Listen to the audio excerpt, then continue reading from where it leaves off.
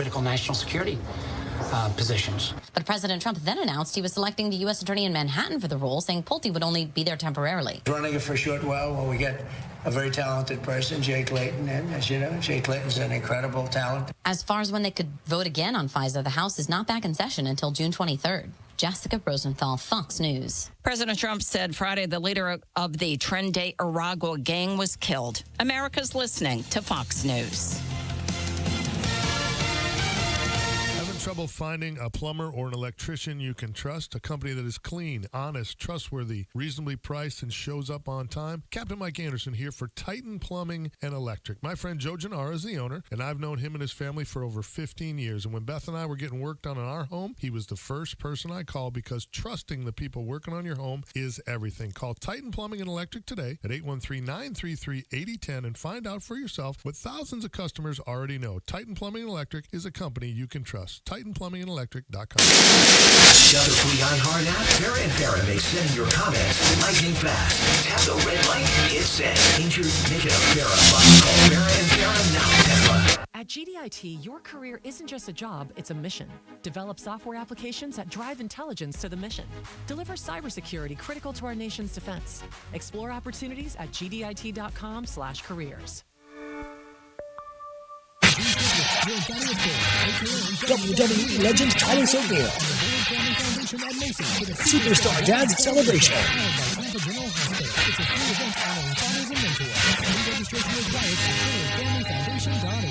I've been telling you guys for years now about Pro Marine Performance Centers being the premier Bay Area boating resource. Well, now they've added another great location to serve the boating community. They're still in St. Pete at 9293 Bay Pines Boulevard, but they've added a great new location at 5005 U.S. Highway 41 North in Palmetto, where they're doing Yamaha service and selling the popular Sea Hunt boat line. Pro Marine specializes in repowers and are a Yamaha and Mercury certified dealer with over 1 million parts in stock. So let my good friends at Pro Marine Performance Center handle all your boating needs. The following is a commercial program paid for by Real Animals Fishing. The opinions, viewpoints, and promises made during the following program are not those of WFLA AM, its staff, management, or parent company, iHeartMedia Incorporated.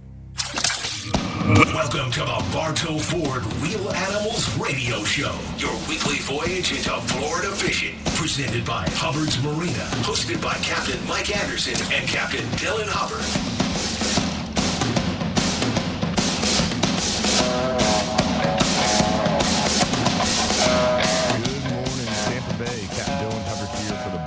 Ford Real Animals Radio Show, talking fishing this morning. We got Captain Ray Markham of Backwater Promotions in studio with us this morning, and also Captain Bobby Woodard of Fly 'em High Charters as well. So looking forward to a great time this morning, talking fishing and hanging out with you guys. Remember, you can call and join the show, 1-800-969-9352 if you want to give us a call. Talk fishing. If you have a fishing question, fishing report, whatever it might be, you can give us a shout, 1-800-969-9352. As always, we like to start out the show talking a little bit about what the weather's doing now.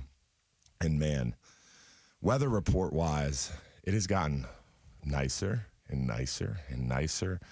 And man, it's glass as far as the eye can see. It's summertime is here. It's crazy. Yeah, almost waiting for that shoe to drop. It's so nice. It's like, is this for real? the calm before the storm? Right. Is that what you're saying? Right. Like 100. Yeah. Well, I mean, this is very, in my opinion, it kind of happens each year where we're spring, we're getting through those cold fronts, then all of a sudden the cold fronts stop, then we get that really windy period, and then all of a sudden you get into this time of year where it's the Lake of Mexico or the Lake of America or whatever you want to call it out there, where it's just like a pool. It's just not even a ripple on the water, and it gets excruciatingly hot. Yes. It's like preheating the oven, and that's the time of year that we're in now. That's when, like, there's still a bite, you're still catching them, but you're like, I wonder if we should move to the next spot. Yeah, exactly. And that's what we're in now. I mean, for the next 10 days, there's no wind, no waves, no forecast really of anything. So it's going to be calm. It's going to be real calm. It's going to be real nice. This is the bay boat offshore time of year for sure. Yep. And it's coming up on a new moon. We got a new moon here Monday. And that new moon should bring with it some good moving water this weekend. Remember, new moon inshore, you got the artificial light sources at night, really concentrating bait and fish, some good moving water. Near shore and offshore, that new moon brings with it a better daytime bite generally. So hopefully you'll be able to get out there and take advantage of this beautiful weather and really good moving water. But just keep in mind, it is going to get hotter and hotter and hotter. And it is extremely humid. We have predominantly a west wind, so that's going to, of course, bring with it some good humidity off the Gulf and definitely make it not only warm, but very humid as well. So make sure you're staying hydrated out there. Remember, this weather update is brought to you by our friends over at Reese Windows and Doors. They're Florida's leading window and door company with over 50 years in business. They offer free installation on most windows and doors, and they install in just 6 weeks. They only use in-house installers, no freelance contractors, and their work comes with a double lifetime warranty, which means you never pay for a warranty when you sell your home, and that warranty will transfer to the new owner, adding value to your home as well. Visit reesewindows.com for more information. It's going to be an interesting week. What are you seeing out there, Ray, now that waters are warming up? It's got to be getting a little tricky on that artificial jig, artificial lure style fishing you do, huh? Well, I think the difference between, well, I was finding 80-degree temperatures earlier this week. Wow. It's crazy, but. Already. Yeah. And the fishing seemed to be best in between like 5 and 8 feet depths. Yeah. And I mean, the guy tells me first, well, I shouldn't say this, but he tells me it's like, nah, we don't want to keep fish. And we get out there and he says, I would just like to take home some pompano and flounder. Nice. Like, you know, and I said, well, that's not a tall order. We're not running offshore for the artificial reefs for the flounder because I think that's where the majority of them are right now. Pompano, they're wherever they are, and they're not here tomorrow. You know, they move constantly. And well, bottom line, we didn't catch any flounder or pompano, but the trout bite was halfway decent. Nice. And I got rocked right over, not far from the old Mary Pier. Oh, yeah. By a Goliath grouper. Oh, wow. Probably about 50 pounds. I got him almost to the surface, and then one last dive. And there was a hole that was about 18 feet deep there. Oh, wow. And it sat under a rock. And I'd sitting there and pulling, nothing happened. So I just take the whole pressure off. And all of a sudden, it started to move again. And I tried to put it back on a little bit. And all of a sudden, I ran about 10 feet, went under another rock, and sat there. Oh, no. I sat there, and all of a sudden, I kept feeling this, and pop. Yeah. Just sawed that line off, huh? Yeah, lots of juvenile gag grouper right in that little cut there. Oh, yeah. I love that area. That's one of my favorite areas. If you ever have that opportunity, that whole from the bridge, the Terra Verde Bridge, all the way out through Paso Grill, it's some amazing fishing. Yeah. Especially on a new moon, working those dock lights. Yeah. Well, I'll tell you. I mean, it's a great crabbing spot for new moon and full moon, afternoon outgoing tides. I call it like the crossroads because you got that bridge that's coming in from Gulfport. The other one that's coming in from over to the east a little bit. Yeah. And it all comes in there and goes right out the pass, and it's like all these crabs are divergence just on one spot, and it's like game on with fish. That's awesome. Yeah, definitely some good fishing around that area. And then, Bobby, how's Boca Grande treating you?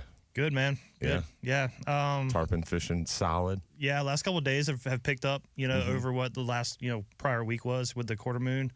Obviously, the fish know we're getting closer to that moon. Tides are picking up a little bit.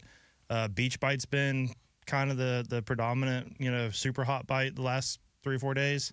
But I think, moving on this moon and those bigger, king tides in the afternoon should start staging them back up in the pass. Not as many fish as there was, but more coming in. They don't all go offshore and spawn at the same time. Yeah, so, we've had a pretty predominant west wind. And that Mike's always talking about how they stick their nose into the wind. That's what pushed a lot of them out, or do you think it's the moon? I think it's both. I think it's a combination. Yeah. Obviously they don't have a calendar, so it's going to be, atmospheric conditions, But yeah, I think it's a combination of both. Interesting. So on the quarter moons, you generally see a lot of those fish move out of the pass and stage more on the beach. And then on the full and new moon, they get more into the pass? Generally, but I mean, so Boca's so unique, man. Like pre-spawn, there's generally fish in the pass no matter what the moon's doing, no matter what the tide's doing. It's just a matter of the quantity. Yeah. But I mean, even when there's quote unquote no fish in the pass, there's still some fish in the pass. Ton, yeah. When it's loaded, there's fish as far as you can see.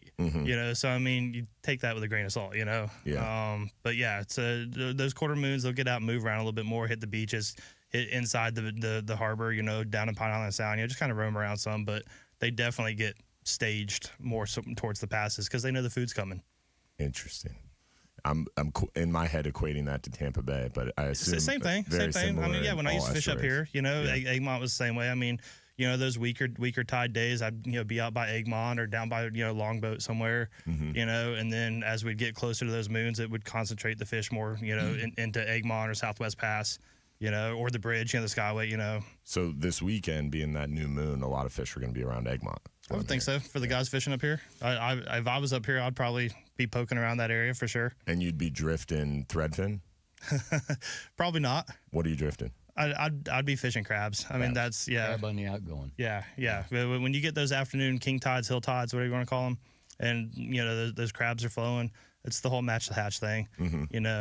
Earlier in the day, if you're out on the beach, trying to do like a full day, 10-hour trip, 12-hour trip with a lunch break, you can maybe get some thread fins or honestly, my favorite beach bait's a pinfish under a cork. That is 100% my favorite beach bait for tarpon. Tail hooked. Trim hooked. Yeah, I mean, it depends on the depth we're fishing and how deep I have my cork set, off the hook. I'll mix it up a little bit. Lots of times nose hook too, just in case I got to reel it in quick and make a follow-up cast. But yeah, pinfish under cork is deadly on the beach, man. Interesting. Now, my brain's working today. And my son is in the 6a-8a Star Tournament. Yeah, I saw a picture you posted the other day with that snook. It's fun, that was man. Cool. It's definitely a good excuse to get him out fishing because now he's like, if he's like, I don't, we're in the tournament, buddy. We got to go. So hardcore, come on, son. Yeah. You got to keep going. You got to keep going, buddy. Has he been talking about the grind yet? Not yet. The grind is real. No, because he is definitely very competitive. So that competitive drive of being in the tournament is definitely helping me fuel the get him out and get him fishing. That's awesome. So it's fun. And we're going out to either Egmont or Shell today. So we'll be chasing around the beach snook. There you go. But I think hooking into a tarpon would be fun for him. Yeah. And maybe ignite that drive even more. Yeah. Well, because last time we were snook fishing at Egmont, just sitting there on the beach, obviously with a 4 and a 6-year-old, we're not chasing tarpon, but just fishing in the gullies there, the little ditches along the beach, casting parallel with the beach, trying to find those snook. We were getting a lot of whiting, but we got the occasional snook. But man, just past that first sandbar, we were watching those tarpon roll all day, and I even saw some tarpon blowing up. They must have been just chasing schools of whiting or something.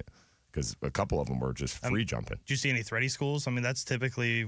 The water was really murky because it was rough. Yeah. It was a little rough along the shore. We had probably a 3-foot shore break, so it was nice and milky, so you couldn't see what was moving out there, but they were seemingly free jumping. It was like, do tarpon do that? Oh, yeah. Dylan, do you walk the beach out there at all? I generally don't. My wife loves walking the beach looking for shark's teeth. I end up stationed at the fishing rods watching. I was just wondering if there's any sand fleas out there. There's a lot of sand fleas because my son, that's what keeps him busy is he's chasing sand fleas around while we're fishing. And yeah, he's learned at a young age to become a sand flea hunter, and it's a nice correlation for me. Yeah, maybe I should be pompano and permit fishing out of. That's what I was gonna say. Yeah. Yeah, there's some sand fleas around. With all the beach and nourishment and everything else, it kind of screws up the sand. Reddington had sand fleas back. Did it? Yeah, but we got music. We're gonna go to break. We got Big John on the line from Tampa with a snook question on the other side. Hopefully we'll hear from you as well. Remember 1-800-969-9352. Real Animals Radio. We'll be right back after this.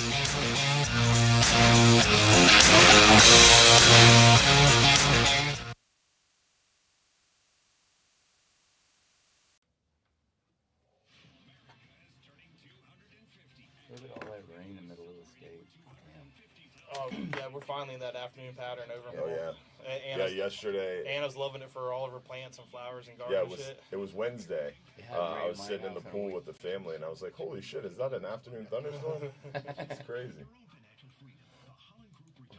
Yeah. Every time I'd go over to Stewart, fish with Mark, it would I would get hammered by rain once you get over on the ridge, middle state. Yeah. How's he doing? So far, so good. Yeah. Mark Nichols? Yeah. He's going to be our OCC guest June 23rd. Oh, Yeah, nice. he's already called me and told me we're fishing that day. So Nice. don't do anything on the 23rd, huh? Dude, I don't even know how many years ago this was, but it was back at when it used to be the Frank Sargent show. I was listening to Mark talk, and he was talking about. Was he out of the boat in the little waiting kiddie pool? No, I think he was just standing on the stage. I can't honestly remember, but he was talking about growing up fishing and throwing a bait caster and how good he is with a bait caster and how precise you can be because you can stop it right where you want it whatever. And he's like, I was doing the seminar one, and he starts telling a story about a seminar he was doing. He's like, I was doing the seminar one time, and I happened to look down in the front row, and there was a lady sitting there. Yeah, and he's like, I had a lure on that didn't have a hook in it, because I was just, throwing. He's like, so I was like, yeah, see, look how good I am. And I flipped it right out, landed it. Right. That's awesome. I was like, huh, all right. That's accuracy, boys. She might have been a plant. Yeah. That's funny. I first met Mark, and it was actually at a 6a-8a spring tournament downtown at the Vinoy. And I'd gone up to him and said, hey, I like your shrimp. That was back when it had like a little twin hook coming out the back. And I said, I just saw one over in Kmart, went and bought it.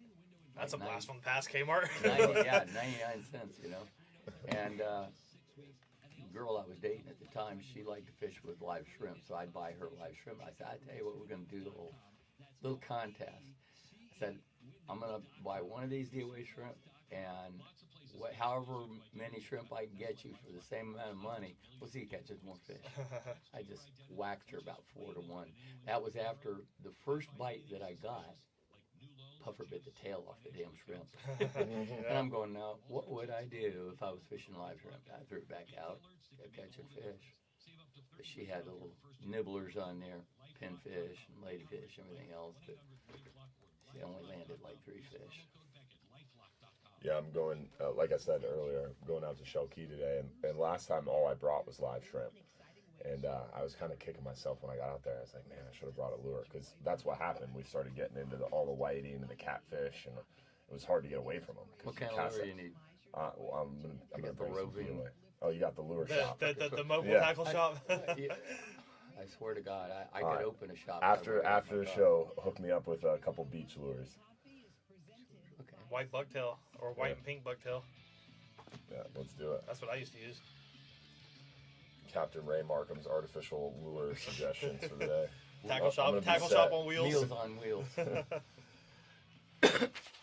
We're back, Bartow for Real Animals Radio, talking fishing this morning. Want to give a shout out to our friends over at Affordable Roofing Systems. Remember, whether you need a shingle, metal, tile, or a flat roof, our friends at Affordable Roofing Systems are your safest choice for repairs or replacements. With over 3 decades of roofing experience, let our friends at Affordable Roofing Systems guide you through this important process. They are defined by integrity, respect, and honesty, and they have a professional approach to doing business. Call 888-397-ROOF for your free estimate, or visit them online at affordableroofingflorida.com. Great guys. Awesome guys. They did my roof. They did Big Ben Marshall's roof. They did my neighbor's roof. And then Bobby, who was doing a roof down in Boca Grande area, called them, and they couldn't come help you, but they helped you over the phone, right? Yeah, it was great. I was more than willing to, take the hammer and more than willing to hire them and have them come down, but they were so busy, post storm that they weren't really traveling out of the area. So he's like, "But what questions do you have?" So answer a few questions about like permitting process, that a couple technical things, and then we DIY'd it. Wow. Classic Bobby. I'll just build my own roof, thanks. Did you build an ark at the same time? Yes, he could. He's building a boat right now, so don't tempt him. We've got Big John on the line from Tampa with a snook question. What's going on, Big John? How are you, buddy? Hey, good morning, man. Hey, yeah, I'm the net man. Oh, yeah. I remember John. The net man. Yeah. Yes, sir. Yeah, I just got finished posting another video last night. So, That's awesome. somebody said that the snook and the redfish were moving. Mm-hmm. Yeah, it's that time of year. The snook are now making their transition. I would say they've almost made the transition from that cooler weather pattern of being up in the snooks, creeks, bayous, moving into the pass and onto the beach for their summertime stay. But why listen to me? We've got the expert in the room. What are you seeing, Ray? They're out. They're out. They've made the transition. Yeah, well, when we hadn't had any rain, it became so fresh up in the rivers. They just kind of moved in and out until they found the salinity level they like. And so they're out there now. Yeah, I mean, we're seeing them in the pass on heavily. The beaches and the passes. And then that answers the snook side of it. The redfish side of it, I'm not as familiar with. I know Mike's been talking about how the redfish bite's been so good, and they've been following the schools of mullet, but that was about a week and a half, 2 weeks old at this point. I haven't chatted with him since. What are you seeing on the redfish front? Well, I saw Mike's spotter airplane the other day. I tell you, it's here today, gone tomorrow. I'm not seeing a consistent thing with redfish yet. I think we got another couple of months before we start seeing that. But they're still catching tons of reds up in the upper end of the bay. Okay, so I would say the redfish. Mike was chatting. What part of the bay? Upper Tampa Bay. So when we get the rain, a lot of times that freshwater influx that Captain Ray was just talking about, pouring all out of those rivers, creeks, bayous, it's the opposite. The snook are moving out to the passes and beaches, and the redfish will stick their nose into that freshwater and swim up. And that's what Captain Ray you're talking about when you say Upper Tampa Bay. You're like Old Tampa Bay, Weedon Island North, basically. Correct. North of Courtney Campbell Causeway. North of Courtney. Wow, way up in the bay. Yeah. Yep. That's awesome. Yeah, hey, can you, when I'm done, can you leave me on so I can listen to the show a little bit? I got you, my friend. Can I put out my YouTube channel again? Yeah, shoot. What you got? It's John, John, Paul, Paul, Gooch Jr. Yes, sir. We appreciate you. Yeah, Thank you, John. The second skirt I'm almost done with. That's awesome. I've got 11 videos on it already. Very cool, my friend. Well, we'll check it out. Thank you, John. We appreciate the call. Yeah, you don't see handmade anymore. No, you do not. Now you can watch it on the YouTube channel. Thanks for the call, John. Yep. Have a good one. Always a pleasure to hear from our buddy John. We've also got Captain Van Hubbard on the line, and don't want to go to him right now because we're kind of up against the clock, and we don't want to rush the man, the myth, the legend. So we'll get to you on the other side, Captain Van. But interesting to hear from him because we got Bobby down in Boca Grande, Captain Van just north of him. We got Ray up in the Tampa Bay area, so we'll have everything covered this morning. I feel like it's Captain Sir Van Hubbard. Yes, sir. Yeah, definitely a lot of historical knowledge. Show. Yeah, and exciting to chat with him and hear how things are going in the Stump Pass area, and hopefully he's finding those nice pompano. He is the pompano man. The pompano master. It's crazy. Yeah. Definitely exciting. The pompano are such a finicky fish, too. It's, man, they can drive you crazy. And it's always funny in John's Pass because all of a sudden you'll see like a tourist come in to the shop and they'll ask at the counter, "Hey, what is this?" And they've got a photo. Oh, they're no good, dude. Yeah, and they're trying to identify what a pompano is. And my ears perk up and I walk out there and you'll see all of a sudden cars pulling up and everybody hops out and everybody's fishing for a pompano. It's like the bat signal goes out. Oh, seriously. It's wild. It's wild. I swear people have like cameras on the jetty. That's funny. And then all of a sudden 2 or 3 hours later, it's over. It's an Asian thing. It's I don't know what communication happens, but for me, pompano's just always been kind of like Ray said earlier. Like they are where they are. It's always just been an opportunistic thing. Like I don't have the patience to go out, but I feel like the experience to go out and try to like target them specifically. And when they are where they are, it's only like an hour or two or three. Right. It's very quick, and then the tide changes and they're gone. Yeah. Yeah. Mm-hmm. Like I'll be pulling up onto a flat to go hit a point or something for snook and see pompano skipping in the wake, turn around, go back and fish the pompano, and then go fish the snook, half an hour later or something. Like it's crazy. Yeah. Well, we'll chat with Captain Van on the other side. Hopefully we'll hear from you as well. Remember, 1-800-969-9352 is the phone number if you want to give us a call and join the conversation. Real Animals Radio. We'll be right back.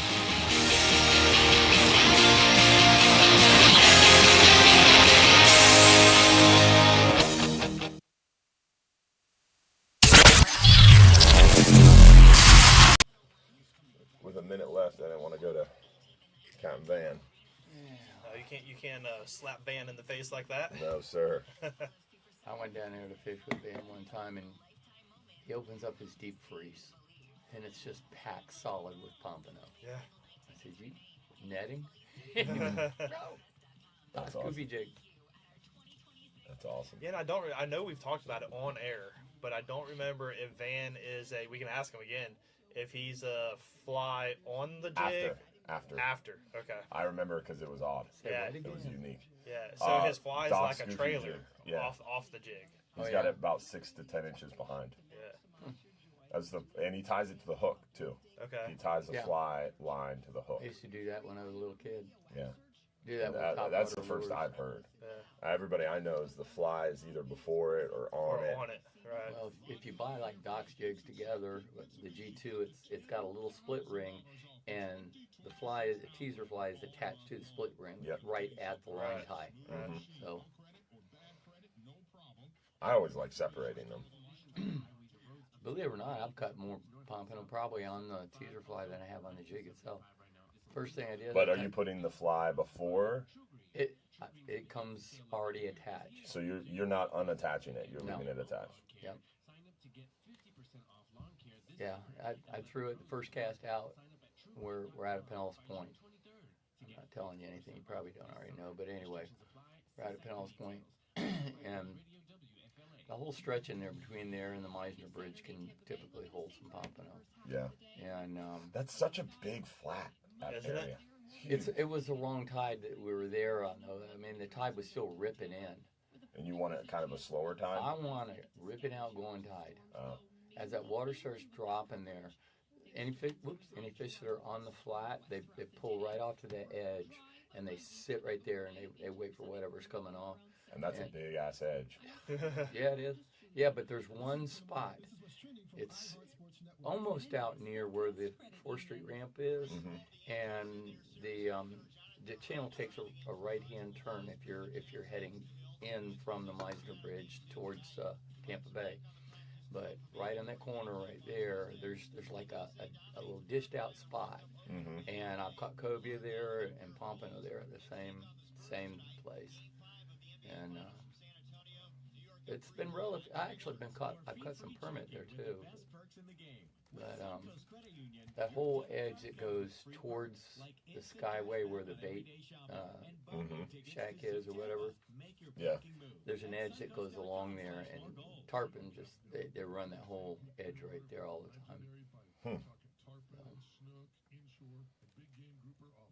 There, and then if you're fishing over in the other side of the bridge from Garcia Point in front of Rattlesnake all the way to the Humpback Bridge, through there out in front of Joe Bay, right up to the port. There's just like a line where the fish run, and you sit there. I had a guy and his girlfriend on the boat one time, and we were throwing Love's lures. It's been a while, but we were throwing Love's lures and catching trout, and she casts out the side of the boat, and she's just sitting there like this, and all of a sudden a tarpon jumps on the other side of the boat. I went, holy crap. I mean, it was only like 10, 15 feet from the boat. Wow. The thing jumped, and all of a sudden her line came tight. The fish had ate one of her jigs, swam under the boat, and jumped on the other side. Before she realized it was hooked? That's like a wahoo. Wahoo will do that. They'll take your flat line, and you'll be like, oh, there's a wahoo. And all of a sudden the line's like, Exactly. So I'll never forget that 95-pounder we hooked. When it took off, the top of the water was smoking. Yeah. Because that mono ripped through the water so fast, the water was literally steaming. Yeah, that's crazy. That's almost exactly like I only fished for bonefish one time in my life. Florida Sportsman flies me down to Grand Bahama for a thing down there to write a story on bonefish. So I took my fly rod. I caught 16 on fly. Wow. And yeah, I know. It was all on Jack Montag's epoxy shrimp. Yeah. Yeah. It's killer. I mean, the guy that was my guide, he was the lead guide there, Stanley Glinton at the, what do they call it, North Riding Point Club or something like that. And we're fishing a little dolphin super skiff. And get super skinny. Skiff. The first fish we saw was a permit. It was probably about 20, 25 pounds. And it was tailing. And I have never seen anything get blowed out so quick. We were approaching. He was really quiet. I'm like, okay, I'm just gonna do one false. You could have heard my heart beating, scooting up on a permit with a fly rod. I roll cast out and went to shoot the line, and all of a sudden it was. There's something weird in the log. So do you want to just go to 50 on this next one? Okay. 50. Just to kind of get back on track. Yeah. All right. Sounds good.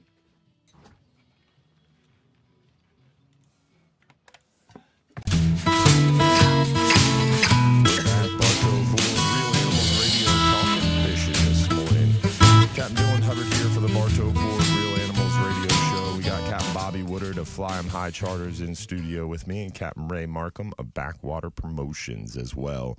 Chatting fishing. Remember, you can join the conversation, 1-800-969-9352. If you'd like to bring us a fishing report, fishing question, whatever you want, give us a call, 1-800-969-9352. Want to give a shout out to our friends over at the Friendly Fisherman Seafood Restaurant. The Friendly Fisherman at Johns Pass is back under the management of the Hubbard family, the same great family that's been serving up the best fishing and dining experiences in Madeira Beach for nearly a century. Come rediscover the Friendly Fisherman and taste the difference with the freshest seafood, improved menus, and the service you've come to expect from the Hubbard family. Enjoy unbeatable waterfront views, a welcoming atmosphere, and flavors straight from the Gulf. Locals and visitors alike, come see what's new today at the Friendly Fisherman. Also, I want to give a shout out to our buddies over at Bartow Ford. They are the presenting title sponsor of the show on Saturdays. And I got my truck from them. Mike got his truck from them. We recently just purchased a van for our galley expeditions at Hubbard's Marina. And, man, it's always a pleasure working with our friends at Bartow Ford. They are a little bit of a hike for us over here in Pinellas County, but, man, they make it easy. I didn't even have to drive over there. Did it all via phone and e-sign, and they got good deals. It's worth looking around for sure. That's how we do it in Imperial Polk County. Yes, sir. Good peoples. Yep. Good peoples. Always easy to work with for sure. So highly recommend. Does that come with a gun rack? It does. Yes. Right. Every vehicle in Polk County. Polk County gun rack. I saw. Speaking of Polk County, Imperial Polk County, I saw Grady Judd bought a ice cream van. Bro, it's legit. Yes. What? Yes, I saw this on Facebook, and I was like, "This is the most Grady Judd thing I've ever seen in my life." So Polk County Sheriff's Charities bought it. But yeah, it's legit. It's decked out. It has like the sheriff logo and stuff, but it's got like some little cartoon caricatures on the side. It's got lights and sirens, but it also has like the ice cream truck music. Oh, it's awesome. It's great. Yes, and he's like taking it around the neighborhoods, and he pops out and gives everybody ice cream. Yeah, to teach little kids not to be afraid of the cops and run. Yes, it's it's great. It's amazing. It truly is amazing. I love it. We got Captain Van Hubbard on the line. What's going on, Captain Van? How are you this morning? Boy, another beautiful day in paradise. Amen to that, my friend. Gorgeous. Beautiful. A little steamy, but the oven is preheating, as you would say, because, man, it's getting hot fast, and I'm enjoying it. Summertime is here. and summertime patterns are here too, seemingly. What are you seeing out there? Yeah, get used to the hot weather because it'll be about Halloween before it cools off again. There's plenty of everything around right now. The fishing is great. Nice. A lot of people, a lot of boating traffic, especially on the weekends with the sandbar stuff now, and some pass the shorelines by 11 o'clock are solid boats, both sides of the old ski alley. Mm-hmm. But so the fish is it's Milton Pass changed ski alley dramatically and just totally ruined that. And between that and the boat traffic, that's history. But it's a nice memory anyway. But snook are definitely moving out on the beaches. Tarpon are all over the place, inside, outside. Just got to find some quiet, happy ones. And I haven't found any of my pompanoes recently, but boy, we've had some really good trout fishing and plenty of nice sized slot fish to enjoy a fresh fish dinner. I heard that Milton Pass thing was closing in. No, it isn't closing. It is closed. Oh, it already closed. Wow. Yes. Yeah. You can keep your feet dry and walk around it. Wow. You know, the usual thing. The pass started to migrate to the south, and then it filled in. Wow. And that opened up behind Milton, right? That's why they call it Milton Pass? During Milton. Wow. Yeah, when that tide flooded out, it washed it out, yes. Interesting. I never did get up that way and check it out. Yeah. Well, I'm going. You're not missing anything. Well, I'm going to check out Irma Pass today, and that tends to have some nice snook action in it. So I'm hoping for it. And one of our Shell Key Ferry folks have even caught bonefish there before, fishing shrimp on that outbound. So I don't know. We'll see. We've caught several bonefish when we're pompano fishing, mostly smaller ones, about a pound or a little less. But usually in July and August, but we've definitely caught them. Oh. I had bonefish, permit, and tarpon one day. Wow. Of course you did. You're Van Hubbard. Bonefish, permit, and tarpon. That's crazy. I had a keys and slam in Charlotte Harbor one day. That's awesome. That's amazing. All right. Well, so July. And permit, we're both fishing for pompano. July and August are the most likely months, you said? July and August are the most likely months for us to run into those bonefish? Well, they're year-round fish here. My friend Justin Moore tells me they run into them pretty regular up there in Sarasota Bay. You could probably target them if you wanted to. Those boys out of Cortez, when they used to run nets, they catch them all the time. Yeah. Well, Justin Moore, I'm sure, has a ability to catch them year-round, too. Yeah, he's got a bonefish hole. That's awesome. Well, very cool. We appreciate it, Captain Van. You said you're not finding the pompano? I am not right now. I haven't seen any recently, but the boat traffic in the summer is intense around the passes and the beaches and stuff like that. So it's hard to find a quiet place. Okay, and you want to find a quiet place just so you have that clearer water and able to drift through and not mess up the drift. That either drift or anchor up, depending on where you are. I like current eddies and seams like that. Okay. Usual thing. But the boat traffic is just on the flats by the passes and everything. The boat traffic, everybody's just running across everything so much that nothing can stay up there. The poor tarpon fly fishermen are going crazy. There's fish trying to cruise the bars on the passes, but they can't get left alone to fish them between jet skis and flats boats racing all over. Wow. That makes it challenging for sure. Definitely a lot of boat traffic. It's really a beautiful place. It's still wonderful, but boy, it sure was a lot better before there were so many people enjoying it. Speaking of that, Van, I appreciate you sharing that video of the Tarpon Invitational with the Historical Society that they posted the other day. That was really cool to watch. Yeah, that was the 85 Tarpon tournament. I gave a few more of our videos. Figured we'd let people see how it used to be. I might need to drop off a thumb drive to you someday if you've got, some cool archive stuff like that you don't mind sharing. Yeah, definitely want to make sure we save all that. Absolutely. Good stuff. All right, guys, take care. If you have time to mention it, I wanted to ask about the kingfish thing in Mexico. Yeah. Anything briefly you can give us an idea about there, because I know we've had a lack of kingfish the last close to 10 years now, and understand that might be part of our problem. Yeah, well, I think they're still trying to figure it out, but essentially what happened was what Captain Van is referring to is at this recent Gulf Council meeting, a virtual atomic bomb was dropped because NOAA has been after the Mexican government for many years to try to get landings numbers, like, hey, what are you guys catching? And apparently the Mexican government just recently were like, here you go. Here's some information. And the bomb that was dropped is the Mexican the Mexican fishery, the fishermen of the coast of Mexico have been landing millions of pounds of kingfish per year, and what they classify as a boutique fishery. So not like huge commercial operations, just a couple of guys out in boats, but apparently there's a lot of boats and there's a lot of guys. Wow. And they're catching upwards of like 8 to 10 million pounds commercially. And there was even more recreationally. Annually? Or like their total? Annually. So their Mexican landings are equating and even superseding American landings. What are they doing with all the fish? Well, it gets better. They're also divulging information that they're using gill nets for a majority of the commercial catch. And these gill nets they're using have a 3-inch mesh.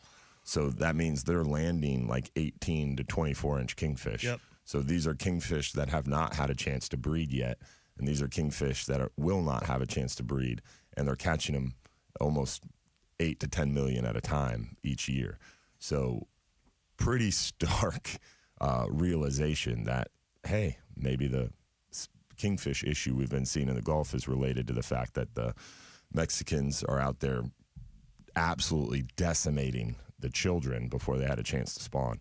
So now they're getting the State Department involved, and apparently there's some, I guess, political ways that they can pull strings to potentially change regulations in Mexico to demand that they use a bigger mesh on those gill nets. Let the juvie swim through. Yeah, because what people don't realize is there is a kingfish commercial gill net fishery in the Gulf. Yeah. So in the Gulf, in the U.S., there's gill net fishermen for kingfish.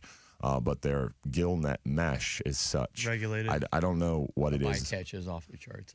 I don't know what the mesh's regulation in the Gulf is. I don't want to speak to that because I'll say it wrong. But it's bigger, right? And the mesh is so wide that it allows juvenile kingfish to swim through it. Apparently, that it only catches adult-sized kingfish. And you see, I mean, some of those kingfish gill net guys post videos on TikTok. You can see boatloads full of kingfish, and they're bigger kingfish. But apparently, Mexican commercial fishermen, not so much. They're little babies. So interesting. But what you see in the landings is it kind of coincides with what we're seeing in the Gulf. The big spike in Mexican landings, and then the downtrend in Gulf landings. Of course, it makes sense. I mean, it's a shared fishery. It's a shared fishery. It's a shared ecosystem. Those kingfish are pelagic fishery or a pelagic fish. They swim around in that loop current. So the idea is, they come through our side of the loop current. We're taking care of them and regulating them and making sure we're not overfishing them. And then they swim into the bottom half of that loop current, and not so much. Yep. But yeah, that's essentially what's going on now. And they're trying to make sense of the data. They're trying to validate the data. They're trying to work with the Mexican government. So it'll be interesting to see how this one pans out and plays out. Did they submit like multiple years? Yes. Yeah. Is there a decline in their years? I didn't look at the data super closely because kingfish isn't my fishery. Okay. And I've been a little stressed out lately, or not stressed out, but stretched thin lately with red snapper season. But I'm definitely, I'm definitely looking into that and keeping my thumb on the pulse. But definitely not as into the weeds on it as I have been with other things lately. But I know Captain Ed Walker is, and Captain Van Hubbard through Captain Ed Walker and others on the council. So it'll be interesting to see how it plays out. Yeah, for sure. Thanks for asking about it, Van. Thank you, guys. Have a great day. Be safe, and let's go fishing. Yes, sir. My friend. See you, buddy. Appreciate you, Captain Van Hubbard. And appreciate all of you, and hopefully we'll hear from you as well. Remember, you can call us at 1-800-969-9352 if you got a fishing question, fishing report. We also have to talk about Boca Grande. There's apparently a play right now to close Boca Grande to fishing and add swim buoys, not allowing you to fish the beach within 1,000 yards. So Cat Bobby Woodard's going to fill us in on the attempt to close Boca Grande and more coming up. So don't go anywhere. We also got Donald from Roots on the other side as well. Real Animals, Bartow Ford Real Animals Radio Show. We'll be right back.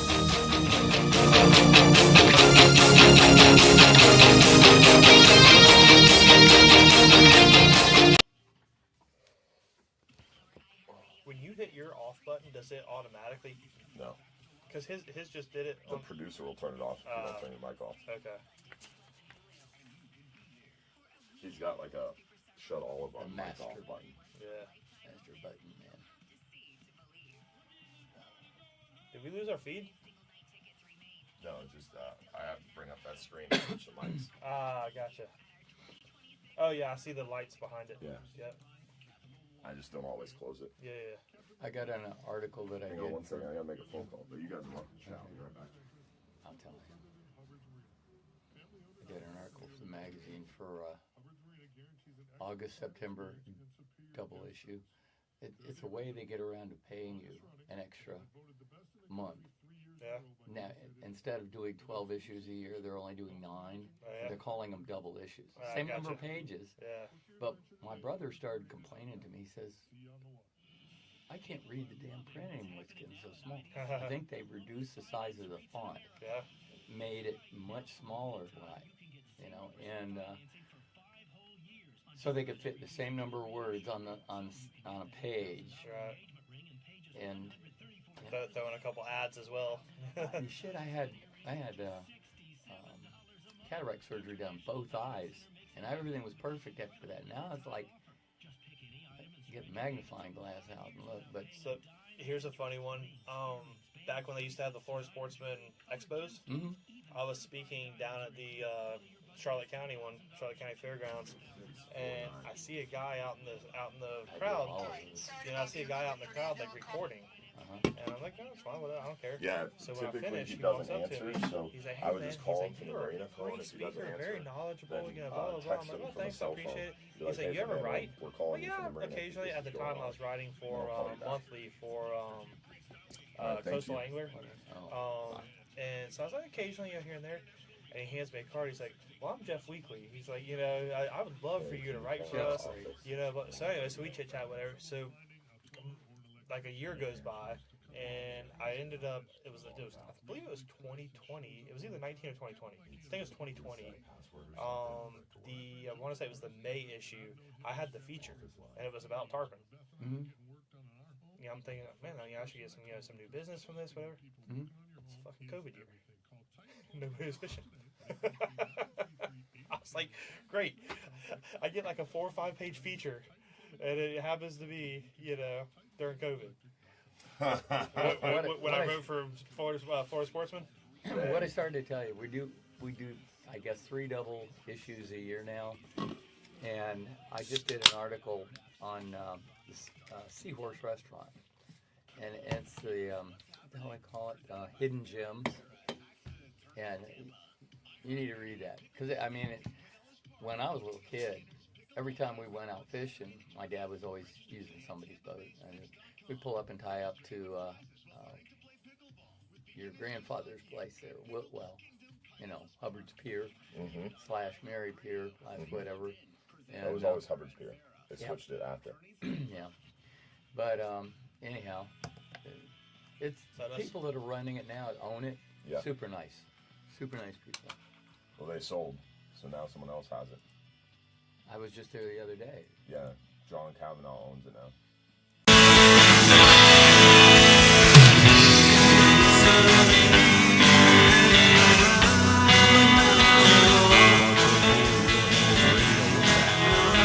Talking fishing this morning. I want to give a shout out to our friends over at DocServe. Remember, at Hubbard's Marina, keeping our fleet running safely and smoothly is the backbone of everything we do.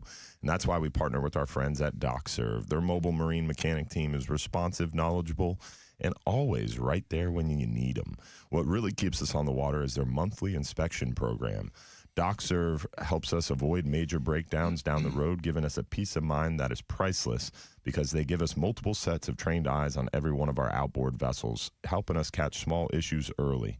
Their membership program even includes inspections plus free diagnostics if something comes up.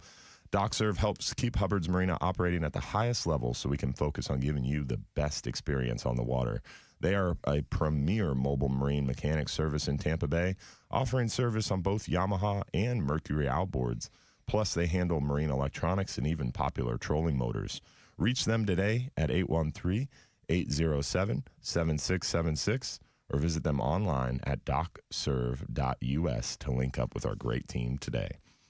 Also, speaking of things at Hubbard's Marina that help keep us on the water, Flushmaster. Have you guys heard of that? I have. Yeah. Dude, legit. Yeah. So we're having a problem because our team is great. We have awesome captains and crew, and they do a great job flushing the engines. But we had an issue where sometimes at the end of a long day, you start to flush the motors and someone would walk away. Yeah. And the motor, the hose would be left running, which is great. The motor got really, really well flushed. That's better than the alternative. Yes. So unfortunately, the hose got left on once, and then we had a big talk, and it didn't get left on for a while, but then it happened again. Yeah. In my head, I'm like, man, we got to do something about this. And then $700 water bill or what? Exactly. And well, that's cheap. But yeah, moving on. So it popped in my head. I was like, Flushmaster, that's a thing. And I talked to Mike about it. And Mike's like, oh yeah, here's the guy. The guy showed up like 10 minutes later.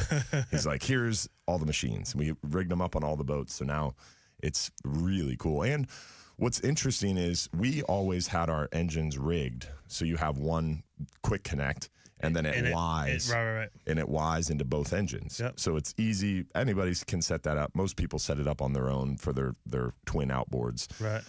But what I didn't realize is technically that's not right because it's the second engine's getting less pressure. Exactly. It's divulging that or splitting that hose pressure. So not one of your engines isn't getting the full hose pressure, whereas this Flushmaster system makes sure one engine gets all the hose pressure, and then it stops and makes sure the other engine gets all the hose pressure. Yes. Oh, wow. It's very interesting. I didn't know that. Yeah, really I'm a single well-designed. engine guy, so. Touche.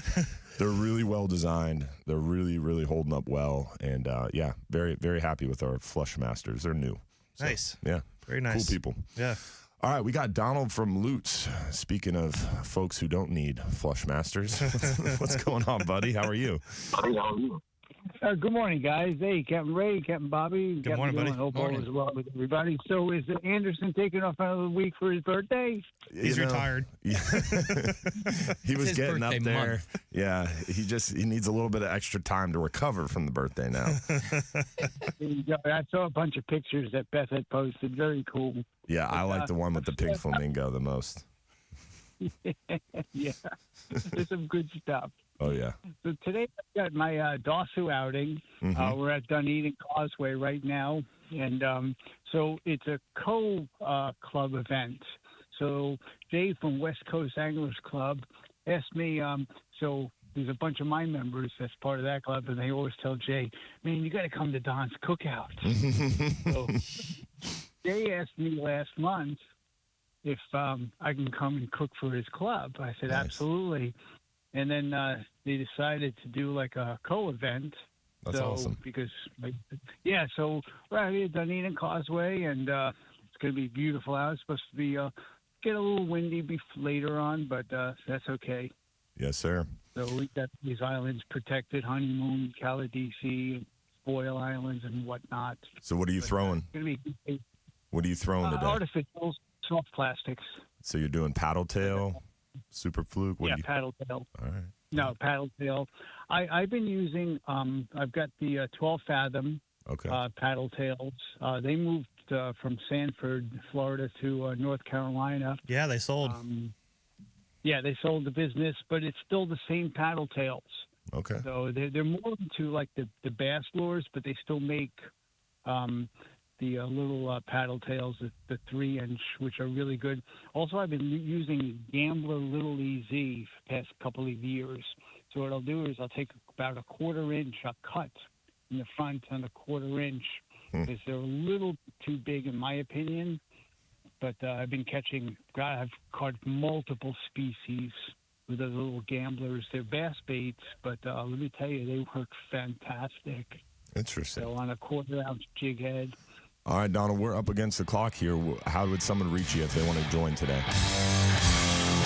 Just show up. I mean, if you want to get here, I'm on radio VHS 73. If anybody has a VHS radio, we all have radios. Just show up. There it is. Just show up.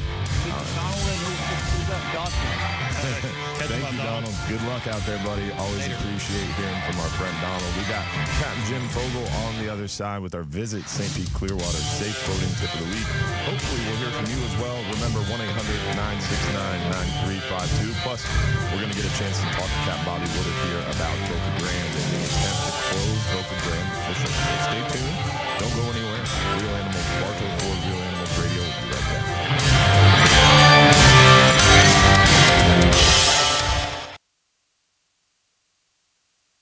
The preceding program was paid for by Real Animals Fishing. Gambler Easy. Gambler Easy, yeah. We sell? When he said... I used to own my dad and I used to own a tackle shop in Lakeland for like 18 years. Oh, wow. And then you're bassing people over there, too. Yeah. Big time. When you said, when he said the Fathom jigs, Ray, you made a face. Why was that? Well, it's gone a number of different ways. And then Producto shot some lures that were identical to 12 Fathom. Are we like on video? We're on Facebook, yeah. Facebook Live.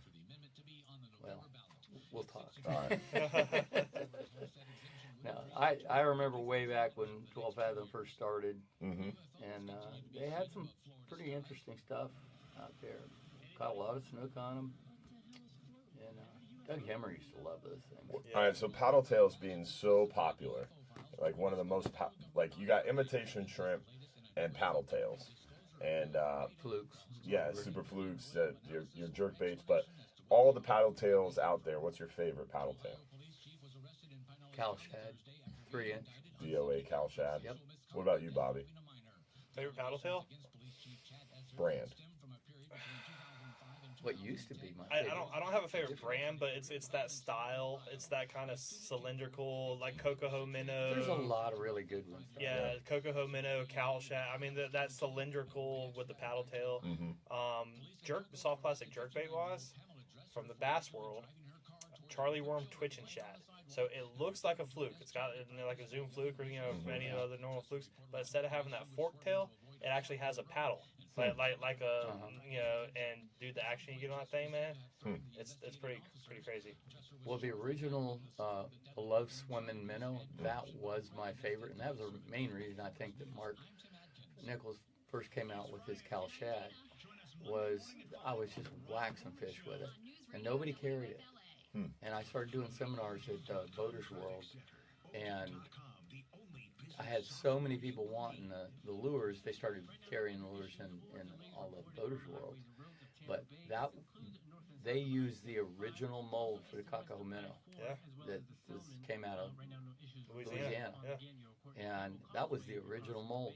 And today, the only one that you see on the Cocoa Minnow is the queen size. Yeah, H&H. Yeah, H&H. But that's all I used to buy, honestly, because... I used to love it. I still got a bunch of I was going to say this when Donald was talking about that bait's a little too big and he cuts a little bit off. Yeah. In the retail side of owning a tackle shop for 18 years, I never really shared this.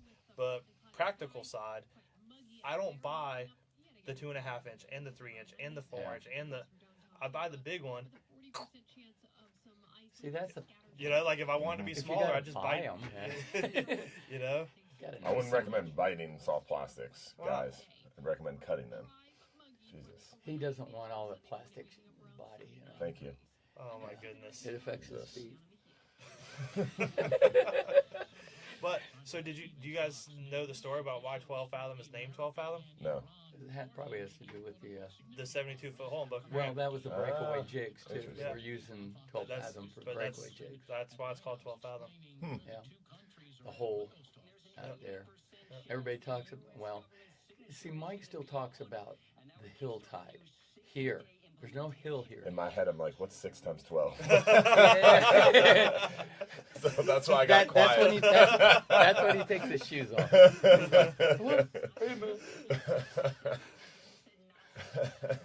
Pinellas County Public School System. For those listening, a fathom is 6 feet.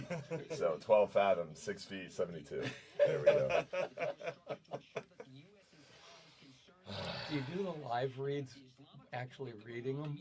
I mean, after how many years can you not remember I don't them? actually read them, but I like to keep the momentum going. Yeah. The voice inflection, it actually sounds like you're just having a conversation versus see Dick run, see Spot run. You know? I don't sound like that. Get out of here. No, I didn't say it was you. Oh, I got you. Never mind. Oh, I see. Now I'm picking up what you're putting down. Radio is much easier than live TV because live TV got the teleprompter, but you're trying to not Live have TV, I don't have a teleprompter. Well, no, I mean when you're doing spots. Oh, yeah. Like so, and Oh, when I do spots on like Fox, when we do our promotional stuff, they don't give me a teleprompter. They give you a read sheet and you have like 20 seconds. You read it a couple times, and then you have to put the paper down. Okay. Yeah. In the studio, you have the teleprompter, and it's nice. But trying not to have your eyes track as you're, is hard to. Well, that's why the teleprompter is further away. Yeah. And it's small, Yeah. so that way your eyes don't track. It's pretty nice. The studio is cool. Yeah. But when you're outside of the studio, it's a bitch. I don't like scripts for that reason because it's hard to read a script and not sound scripted. To me, it's easier to just shoot from the hip than it is. Especially, I mean, obviously, we're all talking about, like, I don't want to use the word expert, but we're all subject matter experts. Like, you're talking about something you know about, something you have confidence in. Like, you don't need to tell me what to say about it. Yeah. You know? Yeah. That's why, like, when I get up the other night, I had to go to a city meeting and speak at the podium on behalf of the Johns Pass Village Business Association, and I didn't bring any notes with me.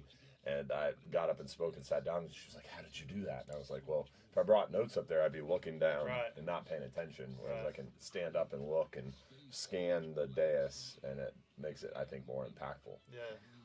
But it actually is gives harder. you some sign of credence that, okay, he does know what he's talking about. He didn't have to read something. Yeah. You know. And I feel like it makes them pay attention to you more. Because Yeah. if you're looking the commissioners in the eyes Yeah. instead of looking down. Yeah. There'll be times, like, if it's something that I'm not, like, super familiar with, I'll just do, like, bullet points. Yeah. And I'll just set my Glance at the phone there. notes. You know, Yeah. just glance down to make sure, you know. That's what I do at the federal fisheries. Well, that's what I say, like, 'cause FWC. I Like, gotta if it's speak for 5 minutes on subjects that I'm not necessarily an expert in. I do make bullet point notes. So that way I can just make sure I don't miss anything. Like open season on corn. And the best thing is I was appointed to the Tourist Development Council. Yeah. So I'm What do you a do in your spare dignitary. time? Yeah, right. I'm a dignitary, so when I go to the Gulf Council meetings, you're only allowed 3 minutes. But since I'm a dignitary, they put me first, and I have no time limit. Nice. There you go. Yeah, it's pretty slick. So do you get out of, like, speeding tickets and that kind of stuff, too? No. it ends there. That's all the perks. But they have, like, foreign dignitaries have, like, that card that they show. Diplomatic immunity. That's it. Yes, that's what I was looking for. Nope, unfortunately not. Travis probably does, though.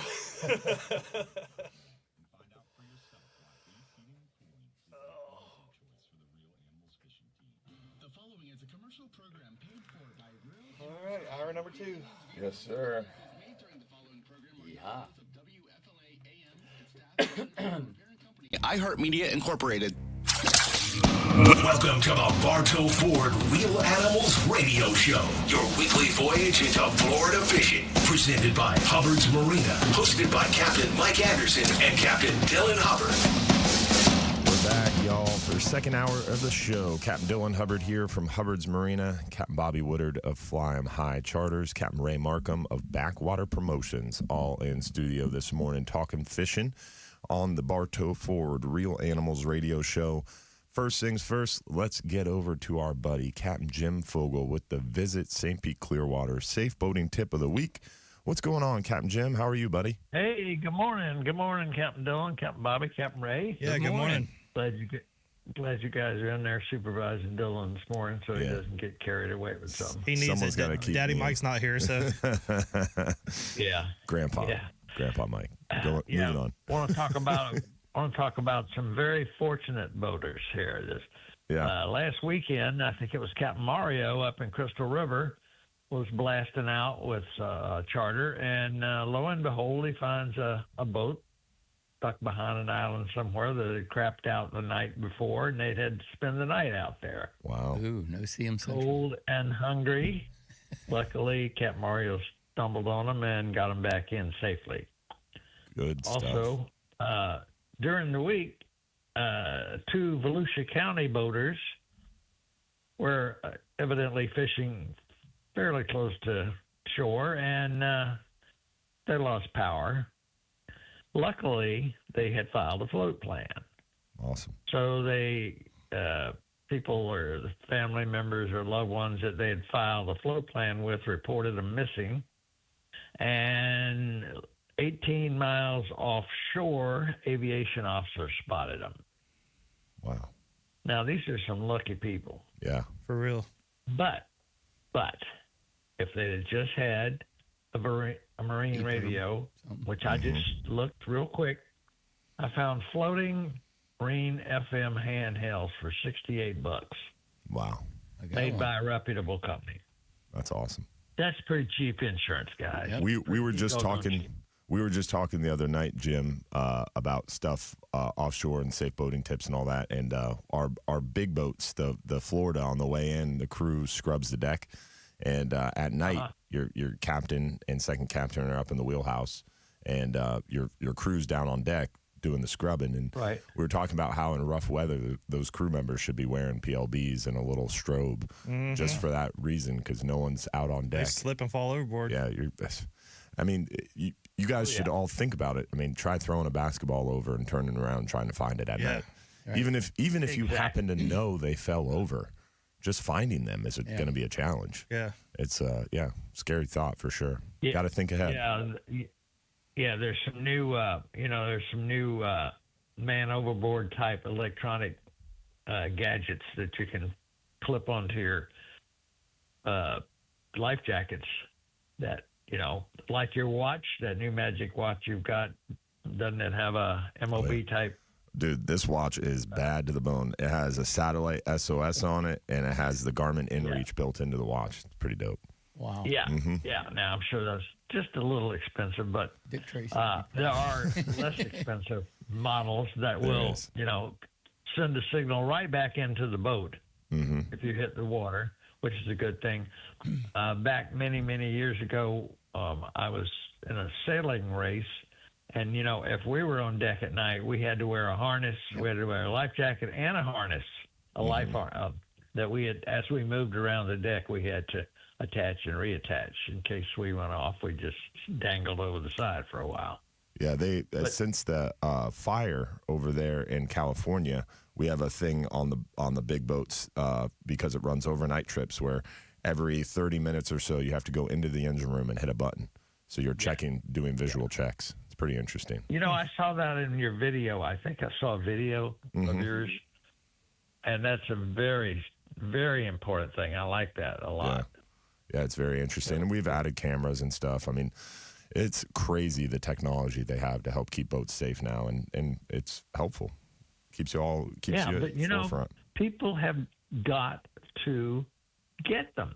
You can't just those cell phones are great as long as you got service, as long as they're dry, and if you just want to talk to one person. But you know what? If I'm out there and I'm in trouble, blast it out to everybody. Once upon a time, you want everybody you can talk to out there, And they're getting closer and closer to Captain Jim with the phones. I mean, these new iPhones, they're waterproof, and you've got satellite signal. So I mean, they're getting closer to the point where your cell phone will be a satellite safety device. But what Captain Jim is saying, and I can't agree more and want to echo, is redundancy. Yes. Redundancy is important. Ship to shore communication, you want to have redundancies. 2 is 1, 1 is none. And remember, the coasties, they're ready to go, and they can be on their boats in about 10 or 15 minutes. But they may be on another rescue. They may be on a security mission. They may be, at lunch. Yeah. And it might take them an hour and a half to get to you, depending on where you are. So the more friends you've got out there on the water, the more people you can talk to, the more apt there is to be a good Samaritan, somebody fishing or boating in your area that can get there right away. Jim, you give so much good information on safety and whatnot. I found something that I hardly ever hear anybody talk about on the apps page of the phone. It's the Coast Guard's app. And I mean, it's got so much good information on here. It's got everything: NOAA buoys, rules of the road, filing a float plan, emergency assistance, hazard reporting, reporting pollution, suspicious activity, boating information, requesting a safety check, and reviewing your safety equipment.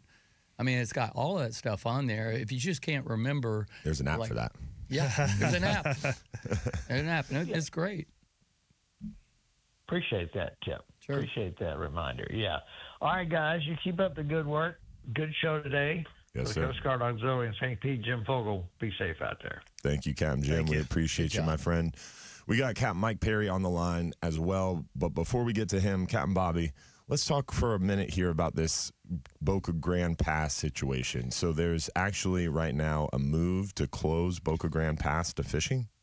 Yeah. My chair just got hot. So to put you on the spot.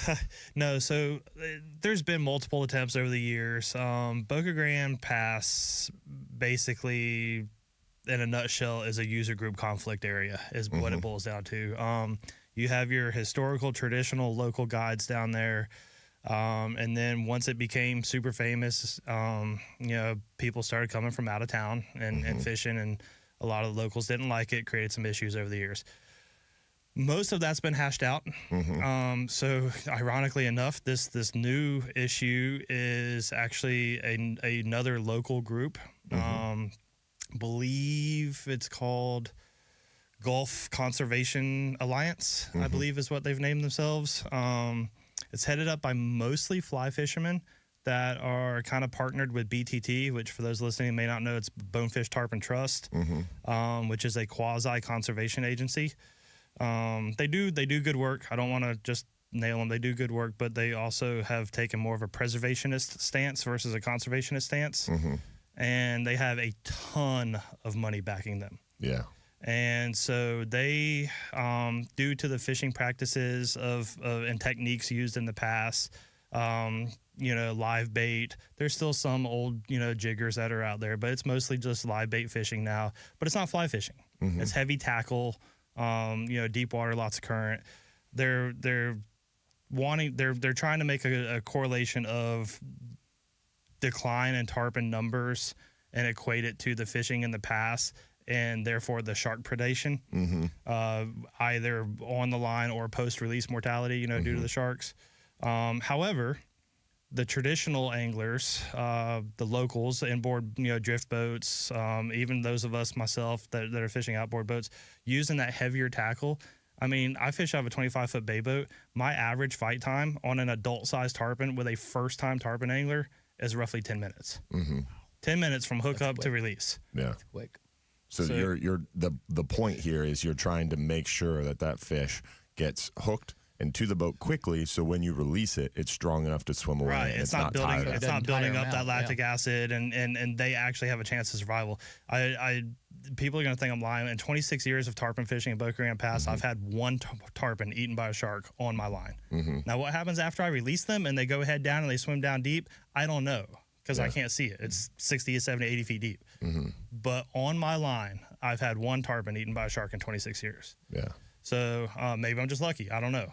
Because you're not letting that tarpon sit on the line for 45 minutes, get tired, and then it's not able to swim away from. So a like shark. I see posts online, people are like, oh man, I caught my first tarpon, it was great, I fought it for an hour and a half. I'm like, well, that's cool, dude, congratulations, but you were doing something wrong for about an hour and 20 minutes. Yeah. You know, an hour and 15 minutes. You know, like. Yeah. So that fish was on the line too long. It gets too tired when you release it, and we've seen that with sharks. Like you have a shark on the line for 45 minutes to an hour, you go to release that shark, and it just kind of floats away. But nobody's going to eat the shark. Yeah. Right. So this coalition have kind of partnered with BTT, and they're proposing multiple things. One of them is a no-touch release policy implemented just for Boca Grande Pass, which on the surface I support because it immediately makes the Instagram perfect picture, lifting the fish up, or dragging them to the beach and getting it makes that illegal because it's a no-touch release. Yeah, you got me. Is that our break? Yeah. So no-touch release, and then they're trying to put swim buoys on the beach, so that they have an exclusive fly fishing zone, and then they're wanting pole and troll zones within all of Gasparilla Sound. Wow. So myself, other members of the Boca Grande Fishing Guides Association, we're aware, we're in the trenches. We've worked out a few negotiations here and there, but we have our finger on it. We're going to keep do what we can. Crazy stuff. Well, hopefully we'll hear from you on the other side. 1-800-969-9352. Give us a call. Fishing report, fishing questions, anything you want, give us a call. We'll be right back with Captain Mike Perry from Big Pine Key. Don't go anywhere. Real Animals Radio. Come back at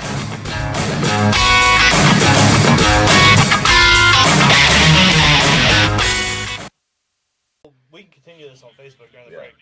So the whole no-touch release thing.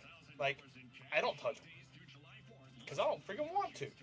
I mean, imagine landing a 150-pound tarpon in 10 minutes. They're green. They're green when we land them. Yeah. So the last thing I'm going to do is go reach down and try to grab them and get this glory cake, right? So like I tell my people, as we're starting to get close to where I think I'm going to be able to leader it, I'm like, hey, I'll turn to whoever's not on the rod. Hey, go ahead and get your camera ready. Here's what it's going to be. Right. I'm going to grab the leader. They're going to get on this side of me. The boat's going to idle forward. The fish is going to stretch out nice. You snap 4, 5, 6, 10 pictures quickly, and as soon as I see that fish's tail kick, I'm wrapping. I do a simple 5-turn clinch. It holds during the fight. I wrap, go slack, pull. It pops, hook stays in, fish head down in the current.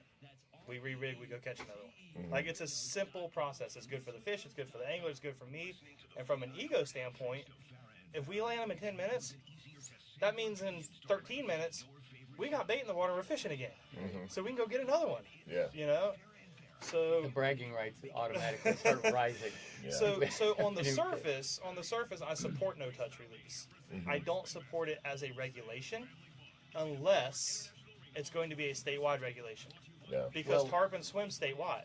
IGFA probably wouldn't like that because then they don't have people that are applying for something where you pay for a tag, the kill tag, right? To kill it, right. And then you weigh it and all that kind of stuff. Right. So when it first happened, I was like, look, I support no touch release, but we need to make it statewide because if it's just a regulation for Boca Grande Pass, it seems like you're singling out just Boca Grande Pass. Yeah. If we're truly doing it because it benefits the species, then why would we not push for this statewide? Because the species swims statewide. If you're against the statewide regulation and it's only for the pass, then you're showing your true colors and you're trying to regulate the pass to get your foot in the door so that you can do more regulations moving forward and eventually close it. So, however, my eyes were opened at ICAST. I had a little chit-chat with Tripp, from 6a-8a. Had a little chit-chat with Tripp, and I was, hey, let me pick your brain on y'all's thoughts as an organization and your personal thoughts on this no-touch release.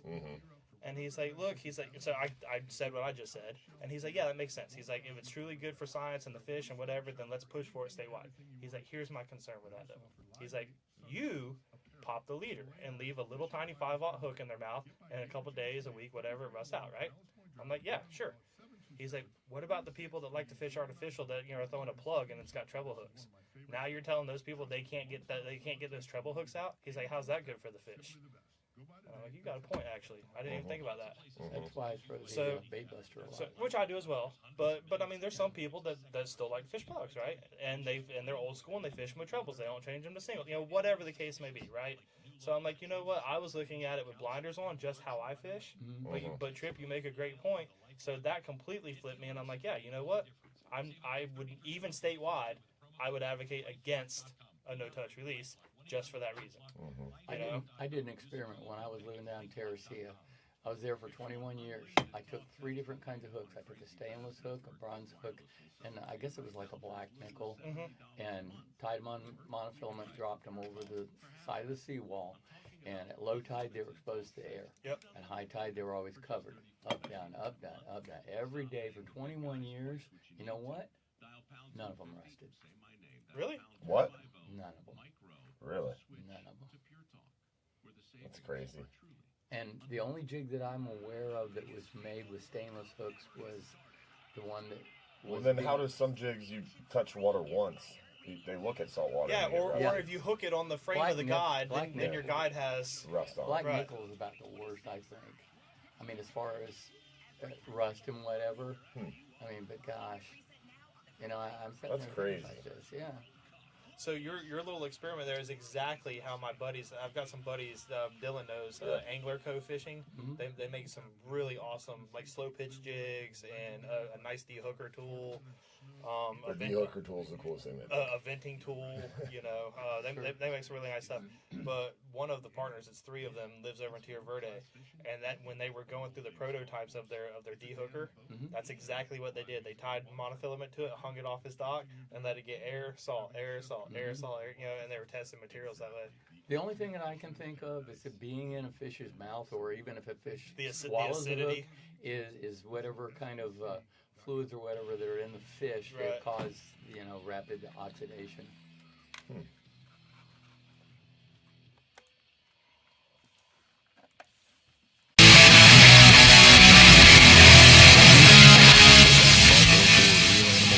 Talking fishing this morning. Want to give a shout out to our friends at Affordable Roofing Systems. Whether you need a shingle, metal tile, or a flat roof, our friends at Affordable Roofing Systems are your safest choice for repairs or replacements. With over 3 decades of roofing experience, let our friends at Affordable Roofing System guide you through this important process. They are defined by integrity, respect, and honesty, and they have a professional approach to doing business. Call 888-397-ROOF for your free estimate today, or visit them online at affordableroofingflorida.com. With that, we got our friend Capt Mike Perry in Big Pine Key on the line. What's going on, Capt Mike? How are you, buddy? Captain Mike, yo. Good morning. Good morning, captains. If I was playing poker and had 3 captains in my hand, I'd bet my brains out. If I had 3 captains in my hand, I'd be drunk. Is that Morgan? Nah, it's Papa's Pilar, man. Oh, yeah. Sailor Jerry. That was always my favorite. Sailor Jerry. Sailor Jerry. And a Dr. Pepper. Oh, Lord. I'm a Papa's Pilar guy, so that's that's my go-to. Yeah. But anyway, real quick, before I get to the report, the Flushmaster, heard you talking about a little while ago. Yeah, man. Fantastic. Real quick, Cayman Ellis and the guys over there at Seamule have been sponsors of mine since I started this venture. And I actually knew about the Flushmaster before it was even built. Almost had to sign an NDA just not to say anything because it was quite a piece of work, and have had one at the house since they first came out, and have them now at the marina, and all the guys use them, even the rental boat fleet out of our marina. They use them now. They're fantastic for anybody out there. Reach out to Seamule, seamule.com or flushmaster.com, either way. And get you one. Seamule makes the Flushmaster? Yeah, Seamule is the Flushmaster. You didn't know that? I didn't know. Common knowledge. Come on, amateur. I didn't know about. I mean, I've heard of Flushmaster, but I didn't know that it was the same company. Learn something. Yeah, they made. I guess I didn't read my invoice. They started with all the beach carts, the wading carts, all that kind of stuff, and came up with that. But anyway, the fishing in the Keys has been pretty good. off and on. We've been having the wind, but the next 8 to 9 days is like glassed out on both sides, and we're gonna make as bigger runs as we can. We're gonna go out trolling, and we're gonna try and get out of the little chicken dolphin today, and we're gonna go after some bigger mahi, Nice. anything else, tunas, wahoo if they're around, anything big, maybe a billfish. I was down at Don's dock yesterday and ran into Captain Steve Pappin and his charter clients, and they were all giving him a hard time because they broke off a nice wahoo. They had 2 wahoo behind the boat and ended up getting one to bite, but it broke off because both wahoo cruised up while they were snapper fishing, and they couldn't get him to bite, So Steve kept lightening up, and finally got him to chew, but then it was a little too light, ended up breaking him off. But exciting stuff. Hey, Mike, quick question. Did you hear about that big swordfish caught out of Alamorada like last week? Yes, I did. 416 pounder? That's a big dog. Yeah, it was a beast of a. From what I understand is the people that were there when they brought the swordfish in, and this is the way the Keys are. If you're around the dock when they're cleaning a big fish like that, once the clients, if it's a charter or anything, get their fair share, if you're standing there and lucky enough to be around, you're going home with a piece of swordfish in this case, or whatever it is. Mm-hmm. I often do Where's that. that cleaning day? It's a great market. It's a great little marketing tool to get people to, when they come back for vacation. The snapper fishing has been prolific, basically for the last year. Wow. The yellowtail and mangoes and muttons are just absolutely chewing everywhere from the bridge fishermen all the way on out. And you don't have to go far to get big snapper. That's awesome. In the Keys. You really can catch some quality snapper right from the bridges, let alone to the patch reefs that are 25 to 40 feet deep. So that's awesome. Really good fishing right now in the Keys. Awesome, and, man. Well, we're up against the break. How would they get a hold of real quick thing. Yeah. Oh, 813-434-8086.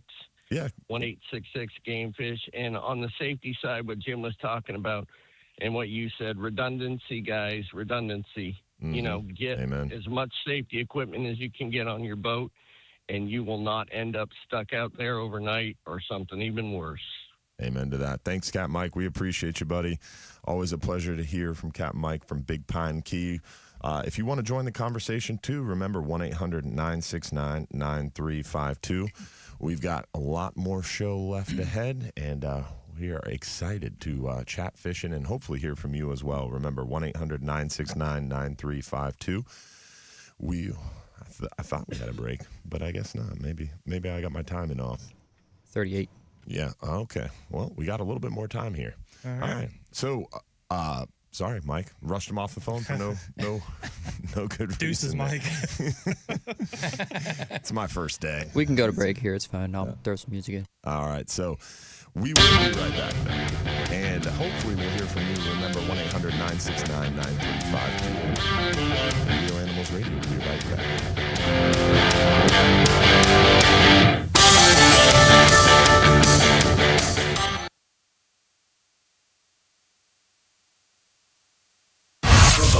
Lexus dealers, WFLA News Desk. News Radio, WFLA, guaranteed hero.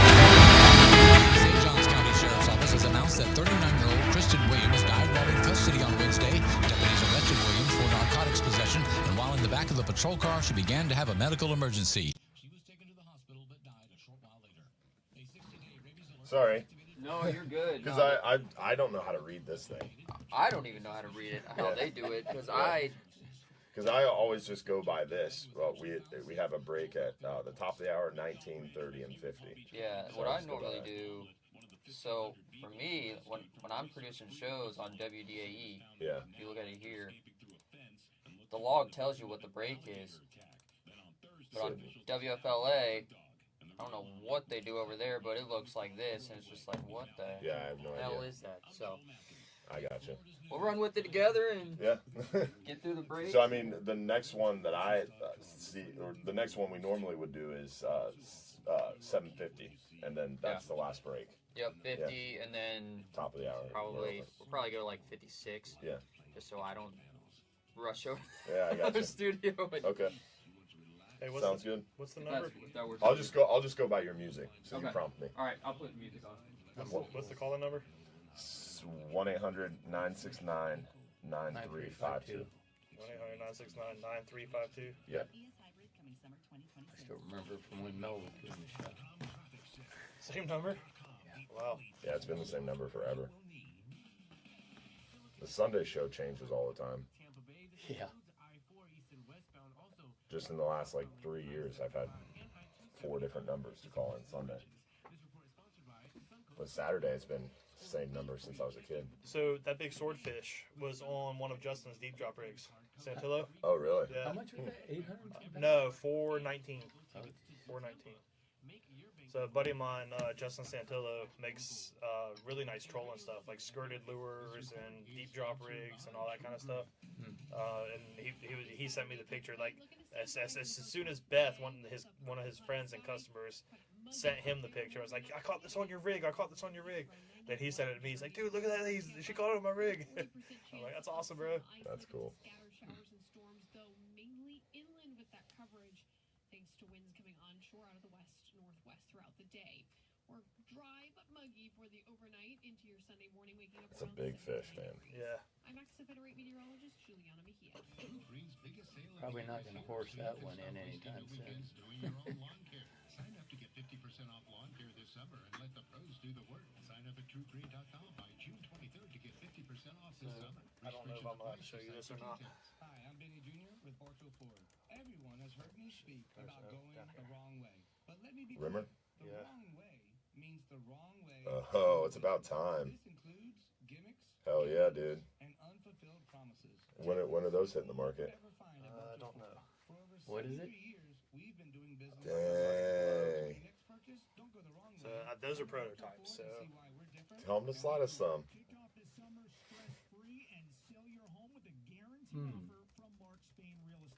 The Yozuri Bonita, because Yozuri Bonita had the corner on that market, and then DTX Nomad brought out their I forget what it's called, Mad Max, and it kind of ripped off the Yozuri Bonita. But looks like and those would be bad to the bone. So I asked them what sizes and weights, because honestly, when I used to fish up here, I slayed the inshore grouper on 1.5 ounce rattle traps, like the Bill Lewis rattle trap. I would have changed the split rings and the hooks out, obviously, but the 1.5 ounce, they're about yay big, the big ones, and they were hard to find. Even owning a tackle shop at the time, they were still hard to find. Like I had to go through certain vendors because not everybody stocked them and blah. But I would absolutely wreck the gags on them. David Suggs used to rep rattle trap. Yeah. And he used to get me stuff all the time, and I would take and troll just a chrome blueback rattle trap in the ICW channel behind Jewfish Key, and it was about 8 feet deep, and between there and also cannons, there was some rocky bottom down there, and I would always catch gags on them. I love just working those along the dock line and watching the snook come out and just punish them. They whack it. I love that rattle trap. Nobody ever fishes them in salt water, but they had a floating one too, a floating trap, which was really cool. And I'd hardly ever see them. I go to ICAST and look at them and say, "Where are you guys selling these now?" I don't know. I want a floater rattle trap. That'd be good for bass. Yeah. Yeah, it is. It's real good. In fact, you can throw the mirror dean, basically do the same thing. They had a 32 MR lure that was just kind of like a little shad or little whitebait kind of thing prior to the mirror dean. It's Mike Anderson and Dylan Hubbard.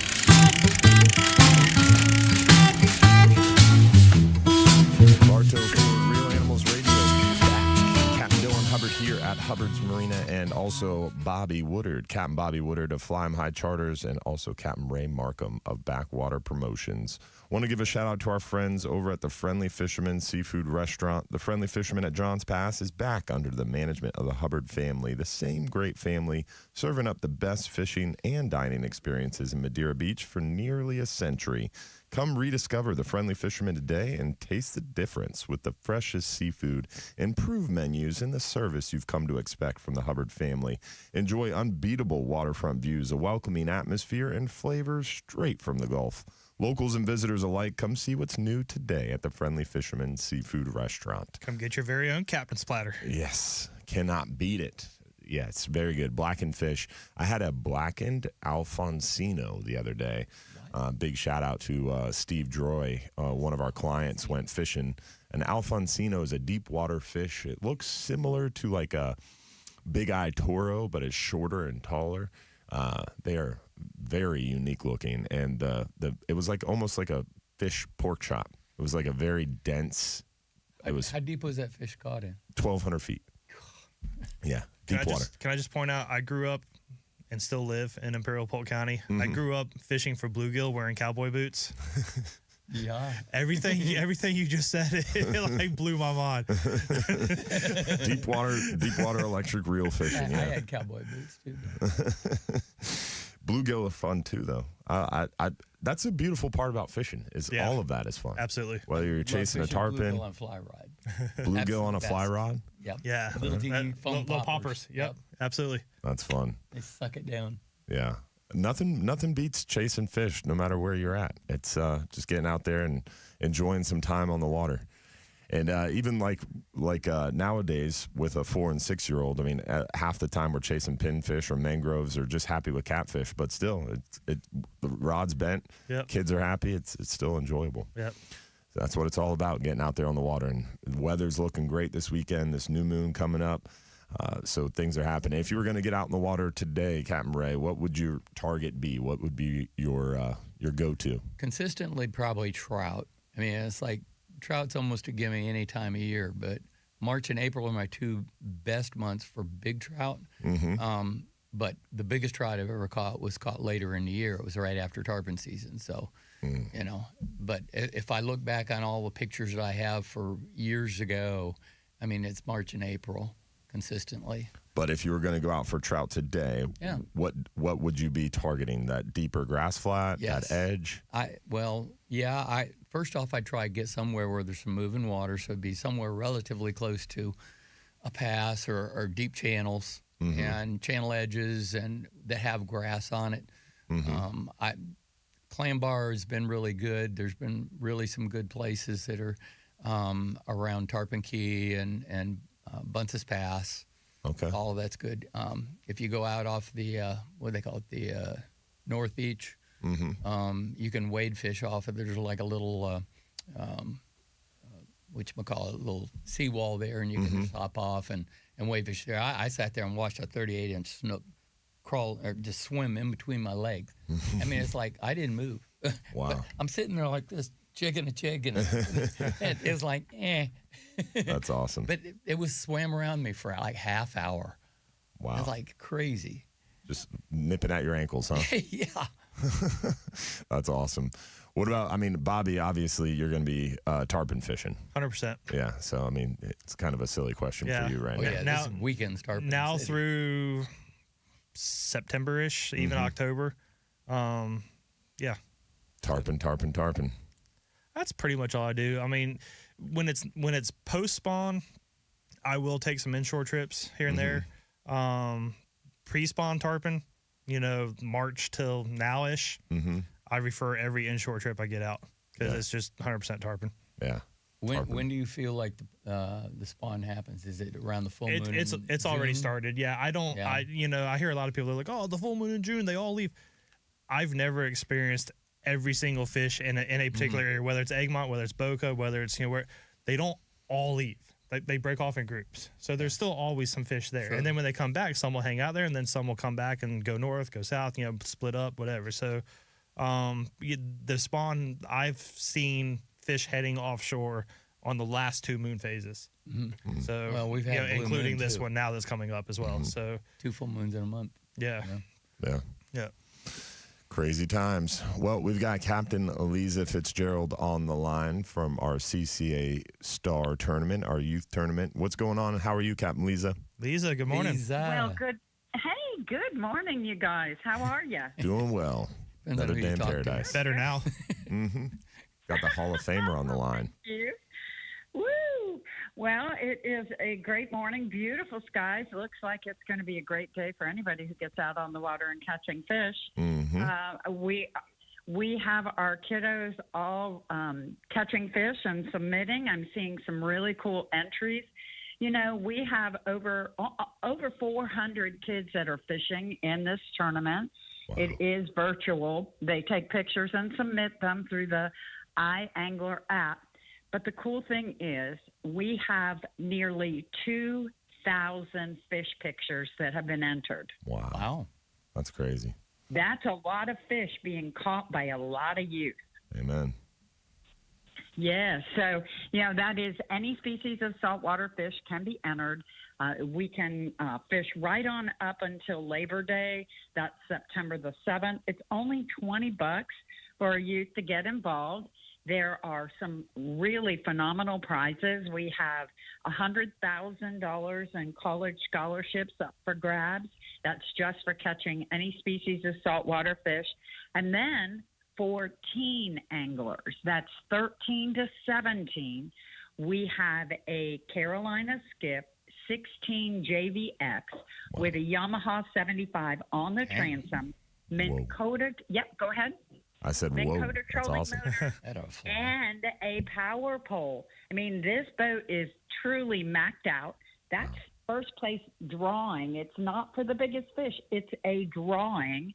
And then we also have a custom Ginu LT25 with a 25 horsepower motor, Minn Kota trolling motor on it, and a power pole micro, all donated from these wonderful manufacturers and companies for our use so that we can create the next generation of anglers. Awesome. Yeah, you got a 25-foot Ginu with a trolling motor and a power pole. Makes me want You're to go in out and there. get a kid. I have too much gray in my beard to lie about my age. That's crazy. Well, I can't tell you.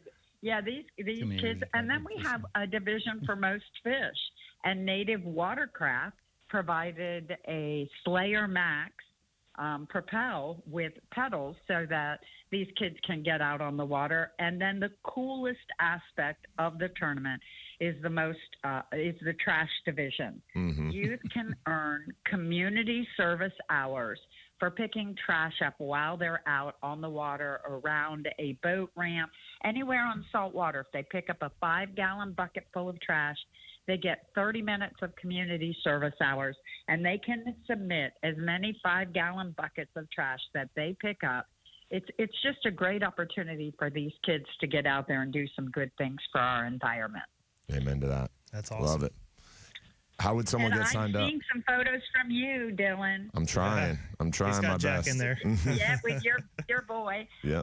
I will tell you the way that I heard someone say, how do they sign up? Mhm. You can go to the 6a Florida, that's CCAFLSTAR.com website.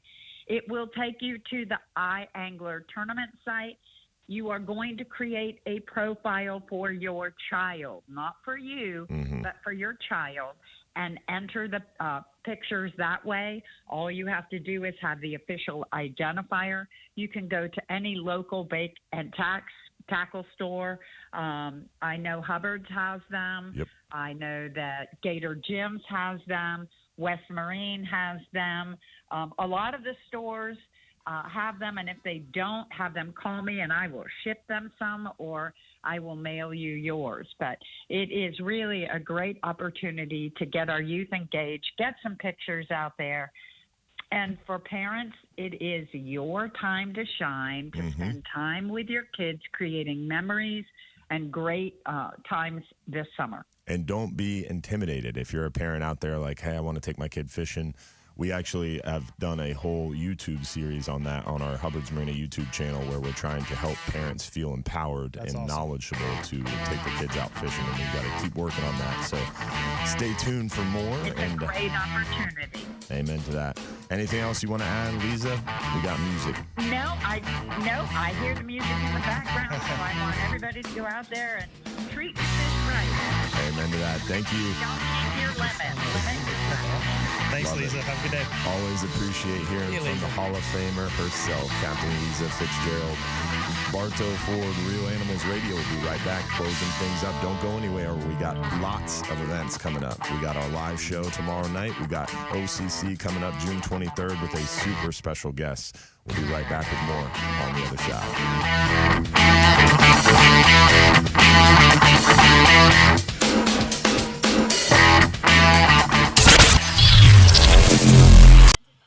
Coming back from Louisiana, stop at Buc-ee's at Foley, Alabama. Oh, yeah, you told me. Bro, there's it's the busiest Buc-ee's I've ever seen. There's 4 million freaking people at this Buc-ee's. Yeah. Like, they have Buc-ee's is awesome. They have like 8 staff members in the parking lot directing traffic. Yeah. And so I walk in, again, 4 million people inside, and I almost turned around and walked out. And then the sea of people just parted, and they're standing under a spotlight. We got Moses here. Was Lisa Fitzgerald. What? And I'm like, Lisa, what's up? And she's like, Bobby, hey! You know, so we chatted for a second. In Foley, Alabama. Yeah, I was on my way back from Louisiana. She's on her way to Louisiana. So, yeah. Crazy. That was funny. How's the wife's family? Everything good? Yeah, they're okay. Yeah, her mom's, trying to process it, but tough. Like 53 years, 54 years. Wow. So. But she'll be coming. She'll be hopping the plane here in the next probably week or two, coming to us. We typically host a fairly decent 4th of July party at our house. So her mom's gonna hop a plane, and all the family that went into Louisiana is now gone.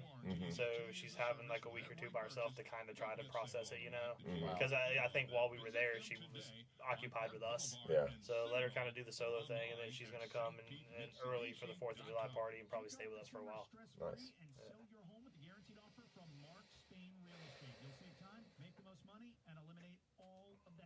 So this next segment will promote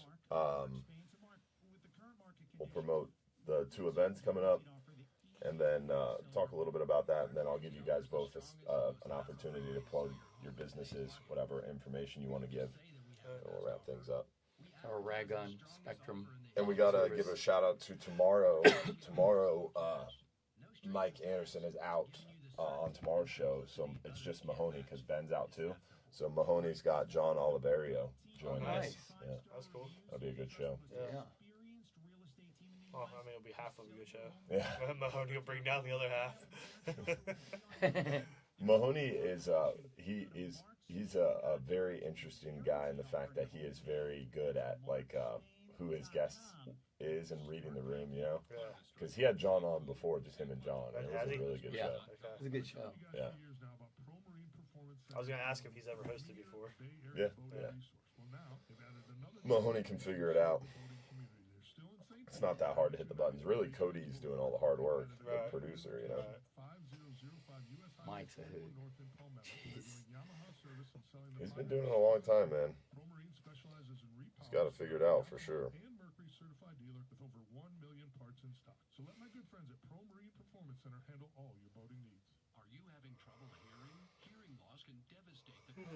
I'm hoping I can get over to Bass Pro if my gun comes in. I ordered a Ruger 1022, a brand new one that they got out. Comes with a scope. The new one that you can clean from the back of the receiver, and it's got special trigger on it. 22. 22? Yeah, 1022. Yeah, The Ruger 1022. Yeah, and it, Jesus, on sale for like $269. It's like a $389 gun or something like that. I'm like, God, I gotta get one. I have a normal standard one. I want to get. I got one that I've never get the taken one out of the box. I want to get the one.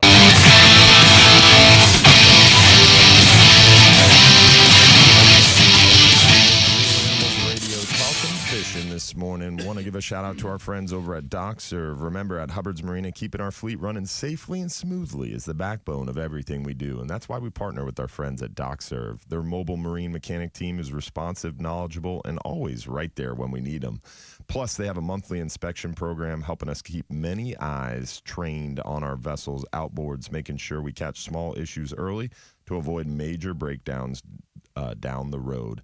Their membership program also, besides those inspections, includes free diagnostics if something comes up. They are a premier mobile marine mechanic service in Tampa Bay, and they offer service on both Yamaha and Mercury outboards.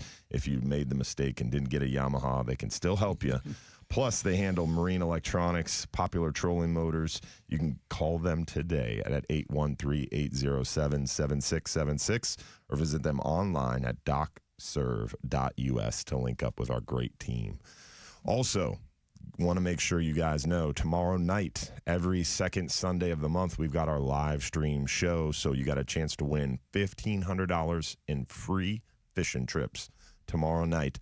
7:30 p.m. live on the Hubbard's Marina Facebook, YouTube, Instagram, TikTok, and Real Animals Facebook as well. So join us tomorrow night, 7:30 p.m. for that show. And then also definitely take out your calendar and mark down the fourth Tuesday of every month. We have OCC Roadhouse, 7 to 9 p.m. And this month, June 23rd is the fourth Tuesday. We've got special guest Captain Mark Nichols from DOA, the man, the myth, the legend behind DOA. It is going to be super special. He does an incredible seminar, incredibly knowledgeable, really going to be a good time. So hopefully we'll see you there June 23rd. We got Ingle coolers to give away, Bull Bay rods to give away, Hubbard's Marina and Real Animals swag as well. So looking forward to that. And then on top of all of that as well, we've got the CCA Star Tournament going on. And December 5th, mark down that in your calendar, we're going to have an OCC event, bringing back like almost like a fishing expo-esque event at OCC Roadhouse, December 5th. We are going to have Skeeter boats there. CCA will be there, a bunch of different vendors and such. And it's going to be a good time. So sounds fun. Excited. Very, very excited. Capt Ray, how would someone get a hold of you, chat with you, book a charter with you if they wanted to? Probably the best way to do it is text me on one of my two phone numbers. First number is 941. Yeah, 941 catfish. That's 228-3474 or 941-723-2655. I'm currently having some issues with the phone system, and that people call, it doesn't ring. Okay, so text. And both of my phones, the messages are full, so please don't leave a phone message. Just text me or email ray.markham@gmail.com. ray.markham@gmail.com. All right. That works. And if you didn't get any of that, I'll give you his phone number. Sure. Bobby, how about you? So mine's not quite that bad. Captain-bobby.com. Or I do also have a telephone. So 863-224-1418. 863-224-1418. There it is. CaptainRayMarkham.com. Yep. There it is. Hopefully we'll see you guys tomorrow morning. Mike Mahoney has John Oliverio, the man behind Power Pole, on the Sunday morning show. So don't miss out on catching Sunday morning's Real Animal Show. John Oliverio, Mike Mahoney, going to be a really special show tomorrow. Big shout out to Cody for helping us sound great this morning and running the show behind the glass. And big shout out to our Real Animals family. Thank you all for listening in and tuning in. Hopefully we'll see you tomorrow night for a live stream show. And have a great week. Don't forget, if you're too busy to go fishing, you're just too darn busy. Thanks for listening.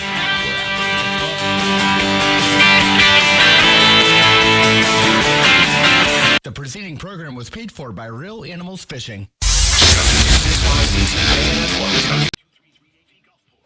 So, good restraint there.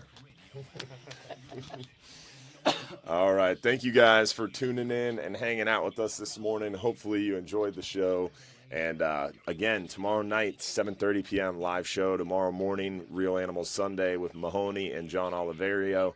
And then again, June 23rd, OCC Roadhouse. Going to be a great time. Thanks for hanging out with us this morning. Thank you, Captain Bobby, from driving all the way over from Imperial Polk County to join us. And God's country. Yes, and Captain Ray as well. Appreciate you spending Saturday morning, buddy. You betcha, anytime. See y'all. Thanks for tuning in. We'll see you next week. Or we'll see you tomorrow night, actually, and next week, and every week.